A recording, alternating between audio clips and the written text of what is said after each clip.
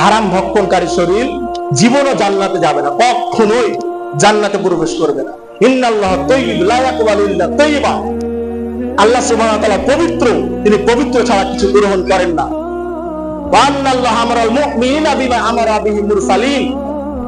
রাসূল সাল্লাল্লাহু আলাইহি ওয়াসাল্লাম বলেছেন, আমাদের নবীগণের যা আদেশ দিয়েছেন মুমিনকে তাও আদেশ করেছেন।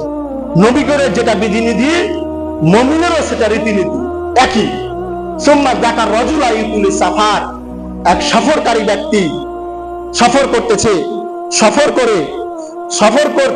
করতে করতে ইয়া মুদ্দু ইয়াদাহি ইলাস সামা ইয়া রাব্বি ইয়া রাব্বি, এমত অবস্থায় আল্লাহর কাছে দুই হাত তুলে বলছে ইয়া রাব্বি ইয়া রাব্বি ইয়া মুদ্দু ইয়াদাহি ইলা রাব্বি, হে আমার প্রতিপালক আমাকে সাহায্য করো, আমাকে সাহায্য করো, আমাকে সাহায্য করো। আল্লাহ রাসূল সাল্লাল্লাহু আলাইহি ওয়াসাল্লাম যারা মাতাহামু হারামুন, তার খাবার ছিল হারাম, বা মাশরাবু হারামুন, তার পানি হারাম, বা মালবাসু হারামুন, ওর পোশাক পরিধান যে করে সেটা হারাম, বা গুদিয়া বিল হারাম, যেই পথে উপার্জন করে সেই পথটা হারাম। ফান্না ইস্তাজাবু লিযালিক, সে কেমনে আশা করে তার দোয়া কবুল হবে, সে কেমনে বুঝতে পারলো তার দোয়া কবুল হবে?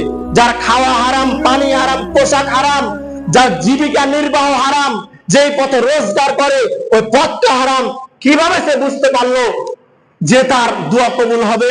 এই যখন আপনি বিপদে আছেন, দোয়া করতেছেন, দোয়া কবুল হয় না কেন বলেন তো? দোয়া কবুল হয় না কারণ হচ্ছে আপনি হারাম ভক্ষণ করতেছেন, আর হারাম খেলে দোয়া কিন্তু কবুল হবে না। আল্লাহ সাহায্য করবে না যদি হারাম খান, হারাম ভক্ষণ করেন। কার বাড়িতে কিস্তি নাই বলেন তো? কার বাড়িতে কিস্তি নেই? সবার বাড়িতে কিস্তি আছে।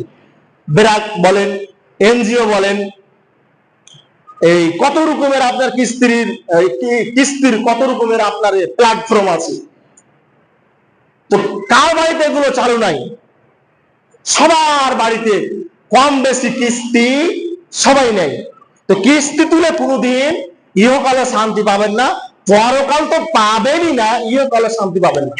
সবসময় আপনার টার্গেট থাকবে, এ মনে হয় মাস কিস্তি যখন তুলবে তখন মনে হবে আপনার কি জানেন, দিন কত যাচ্ছে এত তাড়াতাড়ি, এই আমি কিস্তি দিলাম একটা